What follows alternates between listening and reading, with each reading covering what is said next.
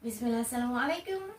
Diet yang cocok buat kalian adalah diet yang seimbang, yang mudah diterapkan dalam jangka waktu yang panjang. Adapun hal-hal yang perlu kalian terapkan adalah: 1. Cobalah untuk mengurangi asupan gula, garam, dan lemak. Karena umumnya lemak dan gula tinggi akan kalori, tetapi rendah akan nutrisi.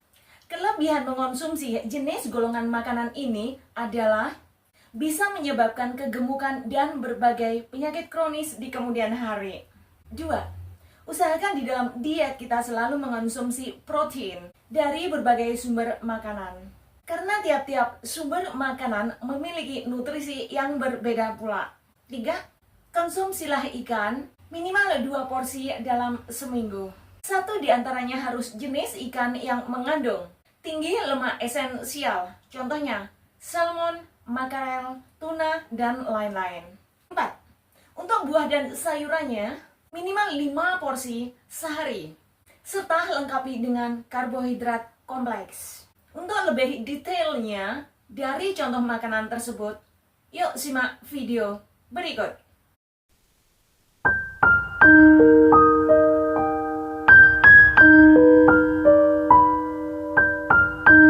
Contoh program makanan hariannya adalah seperti ini, Kak.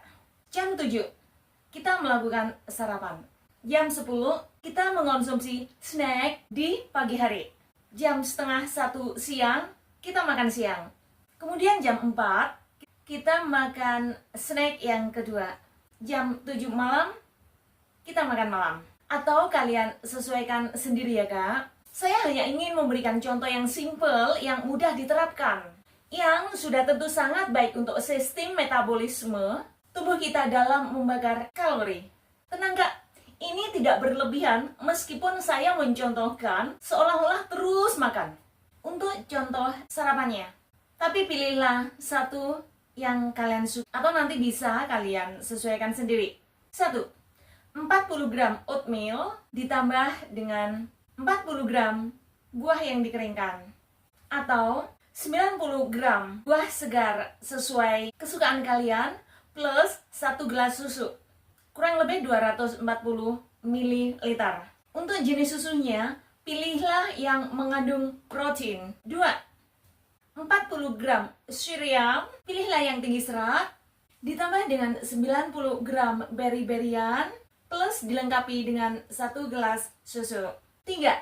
1 gelas smoothie yang terbuat dari 30 gram whey protein ditambah dengan 90 gram buah-buahan sesuai selera kalian masing-masing plus segelas susu.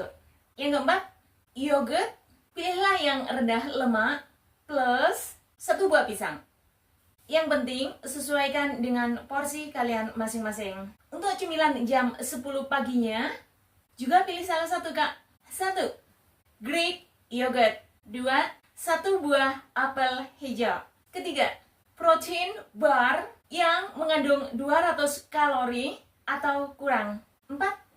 Nut bar minimal mengandung 4 gram serat plus 6 gram protein.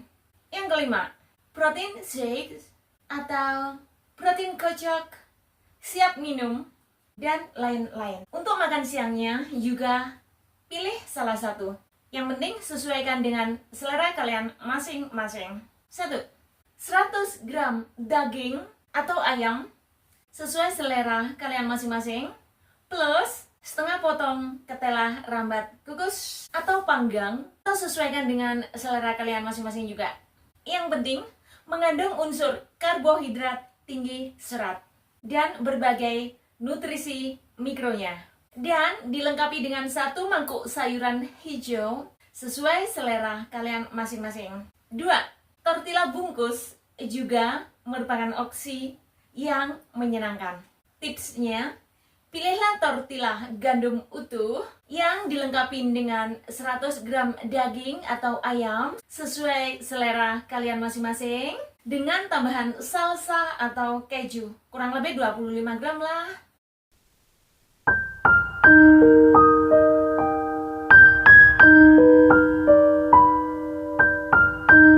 Kalian juga bisa menambahkan 1 mangkuk kecil kacang merah ke dalamnya.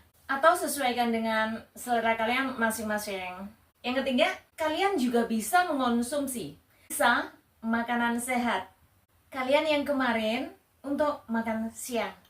Tapi maaf ya kak, yang saya maksud sisa makan malam yang kemarin bukanlah sisa-sisa makanan yang kalian aduk-aduk sedemikian rupa kemudian kalian konsumsi, bukan. Dan jika ada sisa 1 atau 2 sendok kemudian kalian simpan di kulkas dan dikonsumsi esok harinya, bukan yang seperti ini kak. Justru makanan yang seperti inilah yang bisa memicu kalian sakit. Tahu kenapa? Karena jenis makanan seperti ini rentan mengandung bakteri yang ditimbulkan oleh enzim tertentu yang terdapat pada air liur di sendok dan makanan kalian akibat aktivitas fermentasi di dalamnya. Tetapi yang saya maksudkan adalah sebagian porsi yang sengaja kalian sisihkan sebelum kalian konsumsi. Mengerti maksud saya kak? Oke lanjut. Jika setiap contoh makanan yang saya contohkan di video ini selalu saya tambahkan sesuai dengan kalian masing-masing, karena saya menginginkan diet yang kalian jalani itu sumber makanannya mudah didapat, mudah dipraktekkan dalam jangka waktu yang panjang, ekonomis, tetapi bersih, sehat, dan tinggi nutrisi. Itu yang lebih saya terapkan. Tetapi mengenai ukurannya, usahakan seperti yang saya contohkan. Karena apa? Meskipun makanan itu jenis makanan yang sehat, jika kalian konsumsi secara berlebihan, pasti menimbulkan masalah di kemudian hari. Saya sengaja memberikan contoh yang variatif, karena saya yakin di antara kalian semua pasti banyak menyukai hal-hal yang baru dan bervariatif. Termasuk saya sendiri nih. Jadi saya sangat tidak setuju jika ada argumen yang mengatakan jenis makanan yang sehat itu rasanya hambar, alias menjemukan dan tidak enak. Umumnya, masakan kreasi saya sendiri itu sangat enak dan selalu menarik buat diri saya sendiri. Ingin tahu kenapa? Karena saya senang untuk terus-menerus belajar kepada orang lain tentang hal-hal baru yang sangat menyenangkan, yang bersifat tidak monoton. Tetapi nggak saya praktekkan mentah-mentah keseluruhan. Tetap saya pertimbangkan segi untung dan ruginya buat kesehatan tubuh saya. Komposisi-komposisi makanan yang mengandung alkohol biasanya saya skip, tetapi saya ganti dengan unsur makanan yang lebih sehat, yang insya Allah akan terus-menerus saya share kepada kalian secara panjang lebar, tetapi secara bertahap di video berikutnya. Keempat, jika kalian suka mengonsumsi roti, kalian bisa tambahkan ayam panggang sebanyak 75 hingga 100 gram ke dalamnya. Usahakan menggunakan roti yang berbahan dasar biji-bijian utuh kak. Contohnya, roti gandum utuh ditambah salad sayuran dengan dressing yang simpel, yang cukup terdiri dari sedikit garam, merica bubuk, minyak olive, perasan lemon, dan sedikit garam.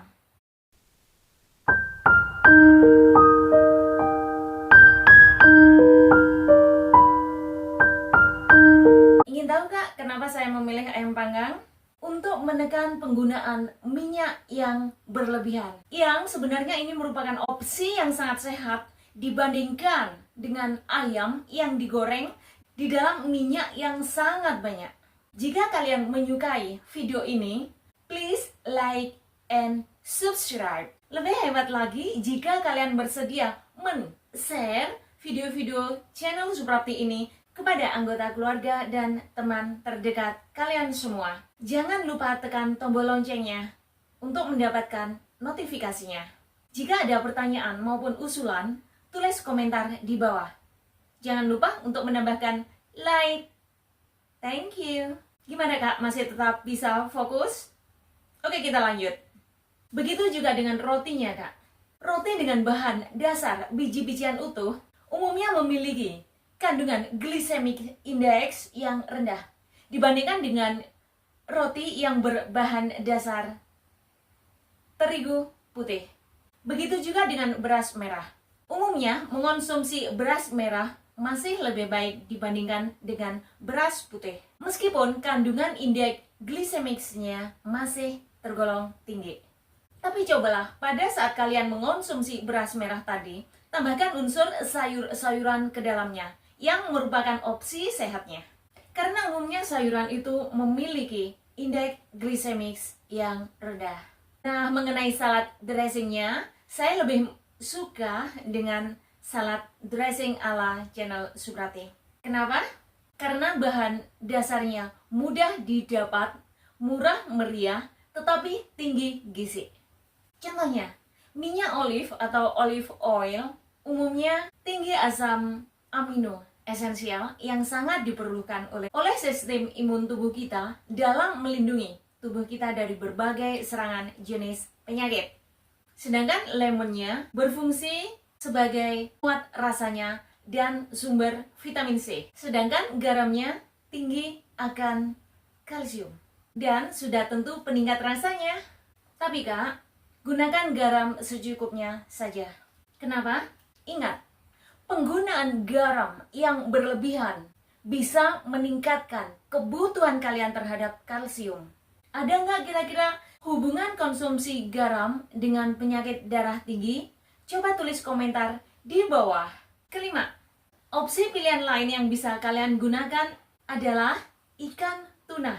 Jika kalian mengonsumsi tuna kalengan, tambahkan 1 sendok makan mayonis rendah lemak ke dalam 75 gram tuna.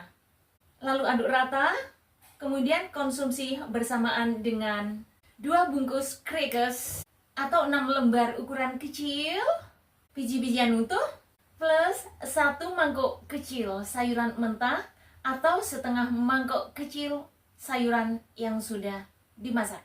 6. Jika opsi kalian berupa makanan beku, pilihlah jenis makanan dengan kandungan kalori 450 atau kurang dan sedikitnya mengandung 10 gram protein yang bisa kalian lihat di label makanannya dan lain-lain. Yang penting, sesuaikan dengan selera kalian masing-masing dan mudah didapatkan. Saya memang sengaja mengambil contoh makan siang kalian yang bervariatif dengan harap makan kalian menyenangkan dan kaya nutrisi. Tapi perlu ingat, imbangi juga dengan olahraga.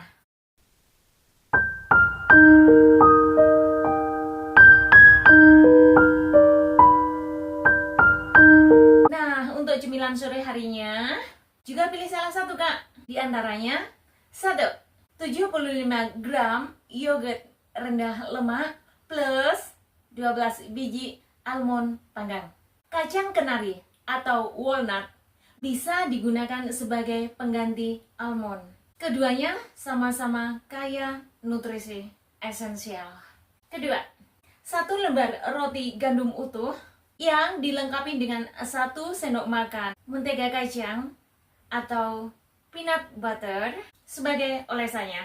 Tetapi juga batasin juga penggunaan peanut butter. Jangan berlebihan. Ketiga, protein kocok juga bisa menjadi opsi yang sangat menyenangkan untuk cemilan sore kalian atau yang umumnya dikenal dengan afternoon tea. Kalian juga bisa menambahkan 1 buah jeruk sebagai temannya.